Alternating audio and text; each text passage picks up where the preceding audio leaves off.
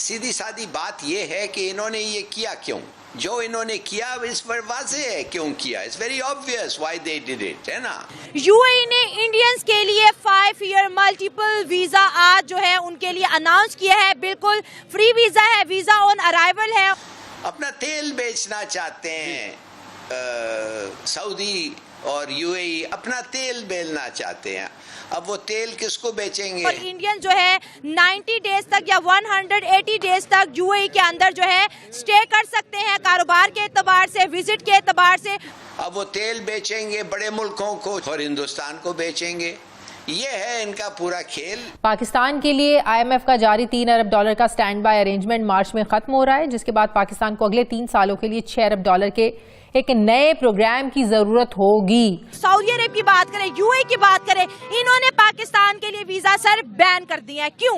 तो आपको लगता है sir more Muslim countries will follow? उसको मालूम है कि अगर मुझे अपनी इकोनॉमी को आगे लेके जाना है तो मुझे इंडियन मार्केट को यूएई की तरफ अट्रैक्ट करना पड़ेगा। आलमी रेटिंग एजेंसी फिच ने ये खदशा जाहिर किया है कि पाकिस्तान में गैर यकीनी की जो सियासी सूरत हाल है ना, IMF प्रोग्राम में ये पेचीदगी पैदा कर सकती है। तो इन लोगों को सोचना है कि किधर हैं इनके markets, where are the big consumers, किसके साथ वो चलेंगे। मेरे ख्याल में ये सब तैयारी हो रही है। मेहनती लोग हैं। अच्छा, मेहनती लोग हैं। उसके बाद डेडिकेटेड है, प्रोफेशनल है, कमिटमेंट के ऊपर रहते हैं।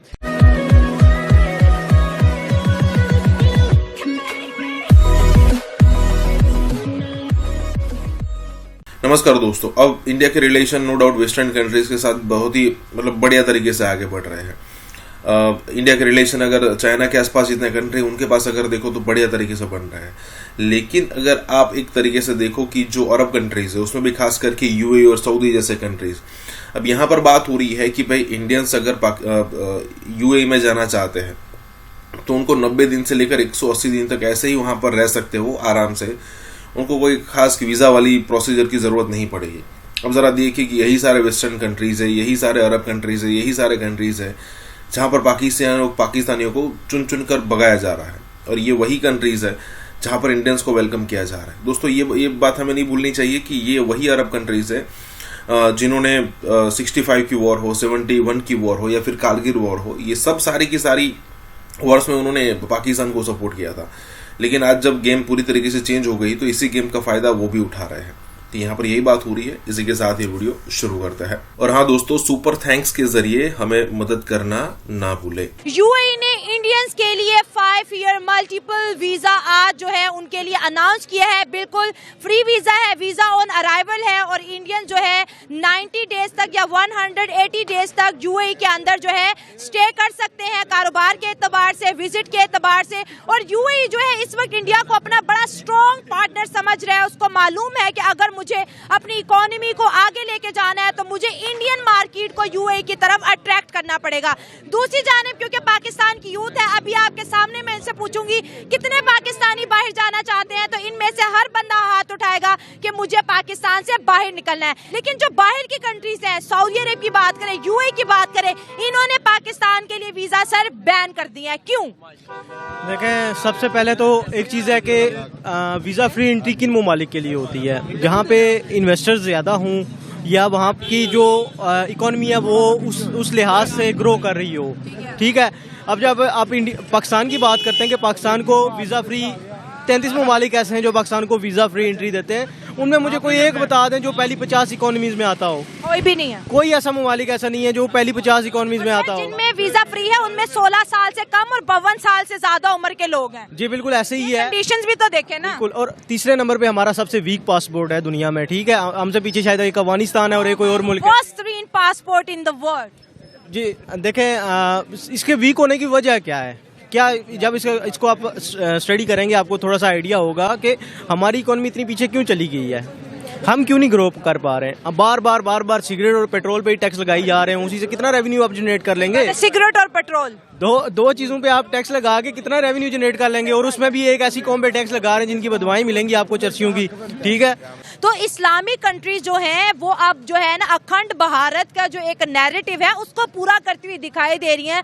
बहुत ज्यादा उनका ट्रस्ट डेवलप हो रहा है इंडिया पर, इंडिया की यूथ पर, और कहीं ना कहीं उनको इस बात पे बहुत ज्यादा जिसे कहते हैं कोर बिलीव है कि हमारी इकोनॉमी को जो बूस्ट करेंगे वो इंडियंस ही करेंगे। जी फर्स्ट ऑफ ऑल तो thank you very much for having me miss. जो आपका पॉइंट है ये basically geo political global scenario से रिलेटेड है।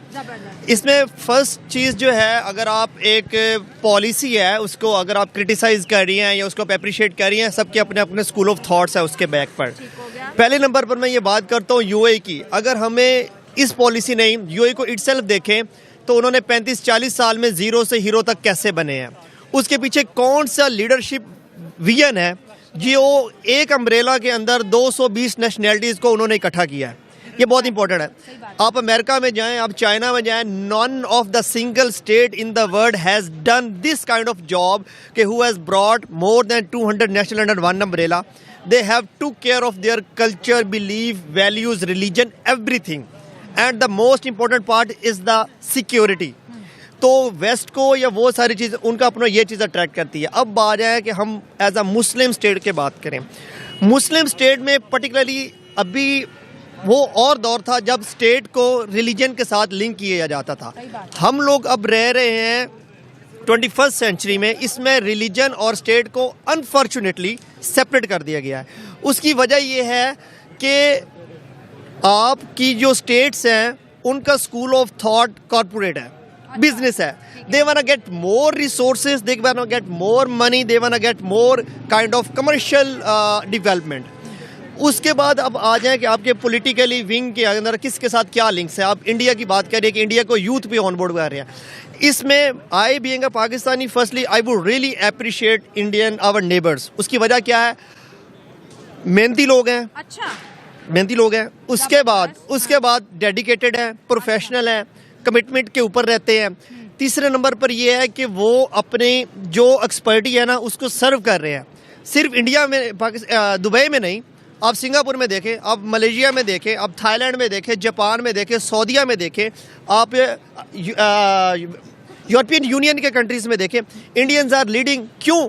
क्योंकि दुनिया की सेकंड लार्जेस्ट मार्केट है पॉपुलेशन वाइज।